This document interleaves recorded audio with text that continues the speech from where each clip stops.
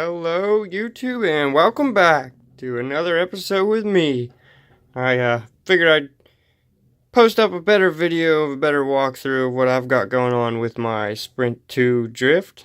My last video was more or less just a video to test the waters, get a video out there on YouTube, just to introduce you guys to my channel, I guess you could say. I can say my last video didn't do so good, although I only posted up last night. I didn't seem to get very many views, so we'll try and keep posting videos, get them out there, and see if maybe we can get more of you guys following along here.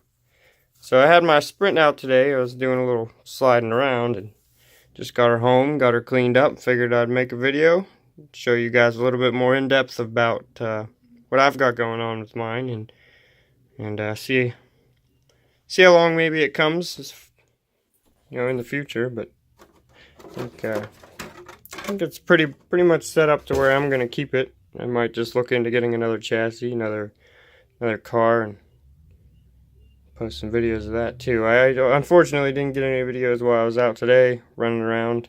I'd like to get some videos, sliding around, and post them up for you guys, but like I said, unfortunately today I didn't get any. So yeah, well, just like I said, I want to show you guys kind of what I've got going on here, and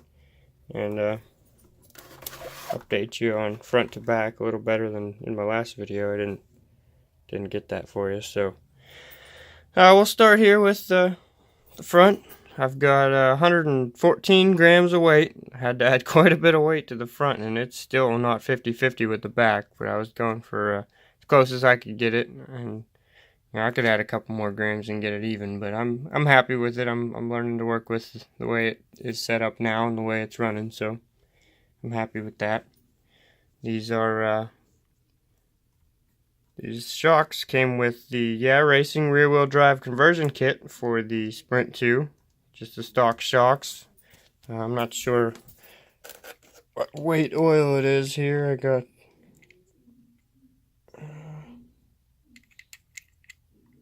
doesn't even say on it, but that's just the Racing oil that came with the shocks.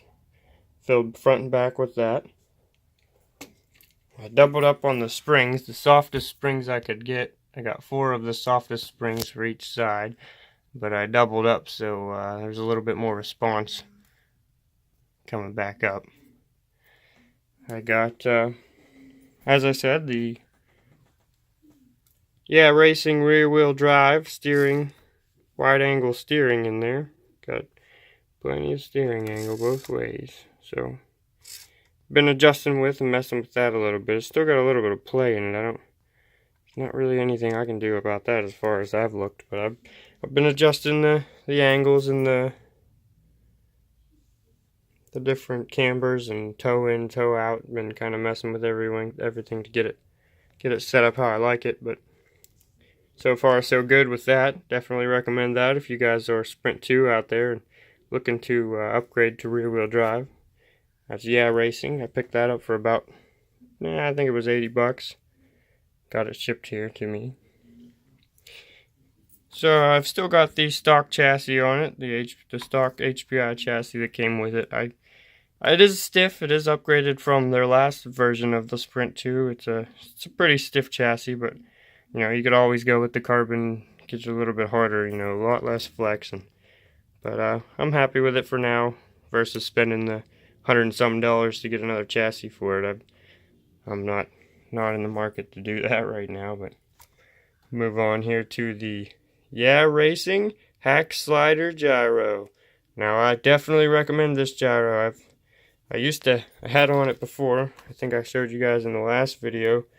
This what is it? Trackstar D-Spec gyro. It was just a cheap gyro. I ordered it so it would come in like next day, because I was still waiting on my hack slider. I had been waiting on that for a while. Ordered this to be in here next day, and unfortunately didn't come next day, so I kind of wasted my time waiting for it there, and wasted my money because this gyro is absolutely useless. So I can't get it to focus. There we go. Absolutely useless. This gyro is so twitchy no matter which way I set it. It didn't didn't respond quick enough. You know, by the time it responded to where I needed it, it was, you know, it was just useless. Just a useless gyro. I wouldn't recommend it, but I would recommend that hack slider there. It's a good gyro. And I'll move on to the electronic speed controller. This is matched up with the brushless, censored brushless motor. It's a Sky RC, the Cheetah model, 8.5 turn censored brushless motor. It picked that up on Amazon for I think $65 or so, and so far it's held up pretty good. It's been more than enough for me, and for the price, I mean, you almost can't beat that. So just the stock 2.4 gigahertz receiver that came with the Sprint 2 matched up with the still stock 2.4 gigahertz TF40, their controller. Pretty good controller, well built. I mean, I can't complain for coming ready to run out of the box. It's a pretty nice setup. But moving on back here to got an Intigi cooling fan for my motor. Cooling fan and heat sink. That was only like $10. Also an Amazon buy there. Underneath here I got a 21 tooth pulley gear to replace the 15 tooth pulley gear that did come originally on it, and thought about switching back to the 15 tooth, but it was just a plastic pulley gear, and at the time was more of a pain in the ass to pull out of there than to just leave this one on. Plus I have, you know, I've ended up buying lots of spare belts for the 21 tooth, so other than the one stock belt I have for the 15 tooth, if I snap a belt, I've got extras. If I snap all my belts, I can switch back to the 15 tooth. Not a big deal. You do lose a little bit of, you know, pickup there, a little bit of spin in the tires, but I can't complain about that. And the diff back here is still a stock differential, but I tore it apart and did hot glue the inside to lock up all the gears in there. So as you can see, tires spin both ways the same. Very, very nice to have that locked. I definitely recommend that, especially for the rear wheel drive drifting. I've got again, the Yeah Racing kit shocks that came with it. Only in the back here I put 2 of the harder springs in it, so it's a lot stiffer than the front. A lot stiffer than the front. You know, you want that back end to break loose pretty much all the time. So other than that, these are not the stock wheels and tires that came on it. I bought these because they were way offset. I think these are 9mm offset front and back. I needed an offset wheel, and definitely got some slick, almost PVC tires on it. They did come glued, and they are very slick. So I've been using those a lot for, you know, drifting around on my kitchen tile. They're nice and slippy. And these here are the stock ones that came on it. HPI 3mm and 6mm offset. I mean, they're nice tires. I can't complain, but I did need the bigger offset, and I've been enjoying the slickness of these slippy tires. So, but other than that, it's pretty much what I've got going on my Sprint 2. Ready to race out of the box. Plus, boy, this stuff adds up quite a bit when you start buying it all, but got quite a bit of money into it, so I think I'm going to stick with what I got now and not go too much farther with the upgrades. And looking into buying the Sakura D4 drift chassis, so if you guys have any input on that chassis, let me know what you think. Definitely sway my influence here a little bit on whether or not I should get it. I'm not 100% sure what I'm going to go with yet, but that's the one I've really been looking into. I think I'm going to try my luck with it. So, anyway guys, that's my Sprint 2.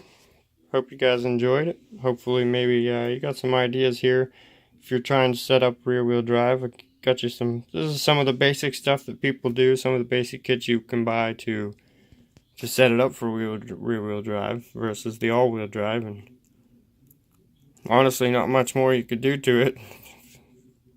Get an upgraded chassis, maybe upgrade some of the hardware. It's still got those pesky damn, everything's stock, comes Phillips on this thing. And the Phillips screws are convenient, I guess, because you can use a Phillips screwdriver if you don't have Allen key drivers laying around. But they strip out so easy. I just strip so easy. So I've been thinking about replacing them. Oh yeah, and while I've got it flipped over here, I covered the holes back in here with some plastic, super glued some plastic to the bottom to keep the rocks out of there. Those rocks got up in there and broke my belt twice now, and it's just, I mean, it's a problem you gotta deal with. I mean, you gotta eliminate some of the airflow there to the cooling of the motor, but I replaced the motor and mounted it up here, so the motor isn't even mounted down there anymore. So not a whole lot of cooling going on from that big hole. So figured it wasn't going to hurt too much to cover those up, keep some of the rocks out of there from snapping my belt. So yeah, all in all, that's my Sprint 2. Any of you guys out there looking for a beginner drift chassis, I definitely recommend the Sprint 2. I know there's lots of haters out there, but I'm not one of them, I'll tell you. I've had a lot of fun with it from out of the box to where it is now, and hopefully continue to have fun with it. And sooner or later, I'll post some videos up of it, and maybe even get a new chassis in here, show you some of that. So anyway, guys, like, comment, subscribe. If you're still not watching my videos, which you're probably not, that's fine. Hopefully you stumble upon it, and maybe you can influence some other people to check them out too. See if we can build this channel up a little bit and get something going. So, anyway, guys, that's it for me. Signing off.